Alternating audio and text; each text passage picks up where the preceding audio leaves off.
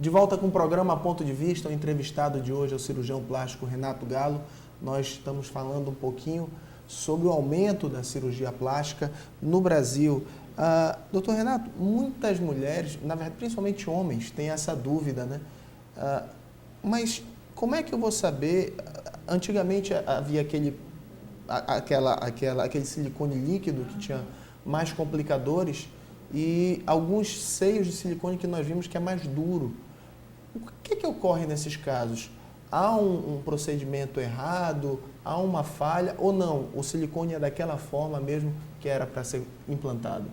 Bom, nós temos aí vários fatores a considerar. O primeiro deles, sem dúvida, como eu já lhe disse, é a questão da evolução dos materiais e do aperfeiçoamento dos materiais, tá?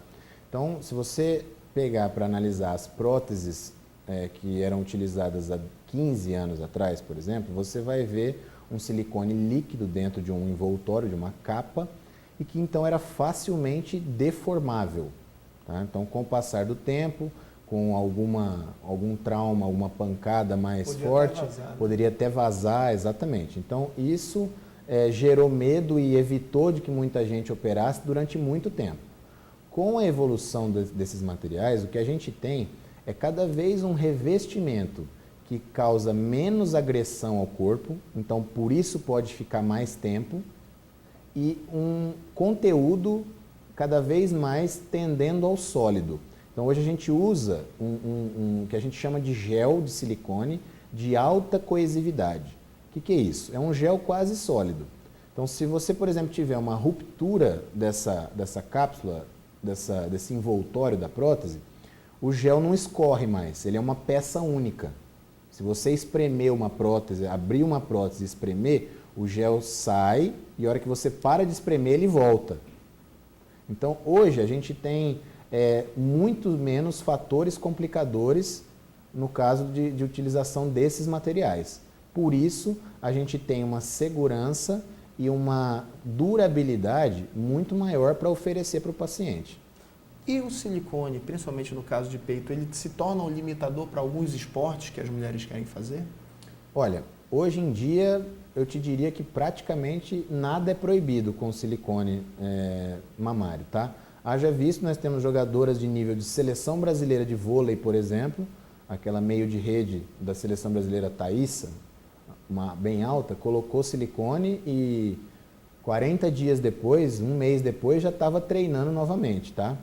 Então a gente não tem hoje, talvez, esportes de maior impacto, como boxe, muay thai, próprio MMA, alguma coisa do tipo, talvez a gente tenha uma certa restrição, mas uma restrição relativa também, porque, como eu estava explicando, os materiais hoje têm essa segurança muito grande. Eu tive já pacientes, um caso curioso, inclusive, de uma paciente que após 6 meses de ter colocado o implante, ela sofreu um acidente automobilístico, na véspera do Natal.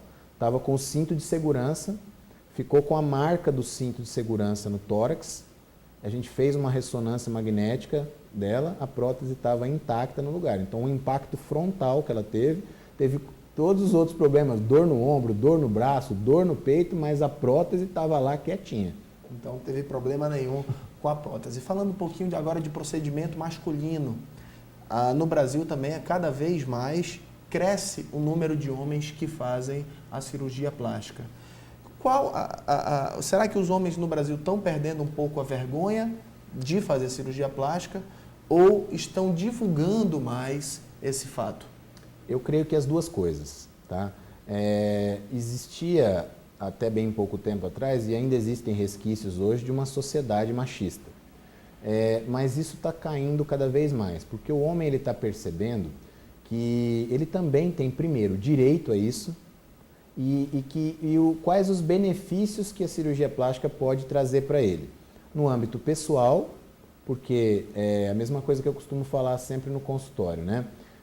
Não adianta nada você ter a sua esposa com 40 anos e um corpo de 20 e você com 40 anos e um corpo de 60. Não combina, alguma coisa vai sair errado daí. E no aspecto profissional também, porque a gente faz muitas vezes, eu já fiz muitas cirurgias de face, por exemplo, correção de orelha em abano, rinoplastias. cirurgias que influem também na parte profissional. Por exemplo, eu já operei juízes que me falaram assim, por exemplo, olha, eu chego no tribunal e se eu dou uma sentença tal, sempre gera o comentário, foi aquele narigudo ou aquele juiz orelhudo que fez isso, entendeu? Então, gera um certo comentário pejorativo e que muitas vezes essas cirurgias elas fazem um bem na área profissional também. E os homens estão agora, com a divulgação e com tudo mais, estão perdendo um pouco esse medo de achar que isso daí é uma coisa exclusivamente feminina, e não é. E os homens, eles procuram mais o quê? A lipo para tirar aquela barriguinha de chope? Até para os homens, a lipo é a campeã de procura. Mas nos homens a gente tem outras cirurgias também. Costuma variar muito com a faixa etária, tá? Então você pega, por exemplo, crianças de 6, 7 anos que a mãe leva para fazer a correção da orelha, por exemplo. Porque ele começa a ir para o colégio e os outros coleguinhas começam a fazer brincadeiras, né? Depois você entra na puberdade e você pega muitos homens que têm aquele problema de ginecomastia, que é a mama feminina no homem. Então a gente também corrige isso daí. Entrando mais na vida adulta, sem dúvida a lipoaspiração.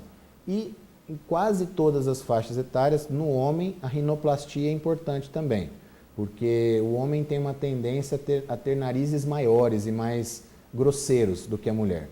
E quando a gente chega então numa idade mais avançada, a cirurgia de pálpebra é muito procurada também, porque os homens você pode observar, quando chegam por volta dos 40, 45 anos, começam a aparecer aquelas bolsas de gordura que deixam o olhar muito, esteticamente, muito prejudicado, assim. E quem usou óculos, principalmente, digo pelo meu caso, que tenho as minhas duas. Então, doutor, muito obrigado pela entrevista de hoje. E um recado, temos só mais 1 minuto de programa para quem tem interesse em fazer cirurgia plástica. Eu quero agradecer o convite, agradecer a oportunidade de falar sobre cirurgia plástica para os teus telespectadores e dizer que a cirurgia plástica hoje está acessível para as pessoas, a gente está com uma equipe muito boa de cirurgiões plásticos, bem capacitada em Manaus. Se você está interessado em cirurgia plástica, procure principalmente saber o médico que você vai consultar, o site da Sociedade Brasileira de Cirurgia Plástica pode te ajudar nisso e a gente está à disposição. Doutor, muito obrigado pela entrevista e agora você fica com a música da banda Soda Billy. Um abraço e até amanhã.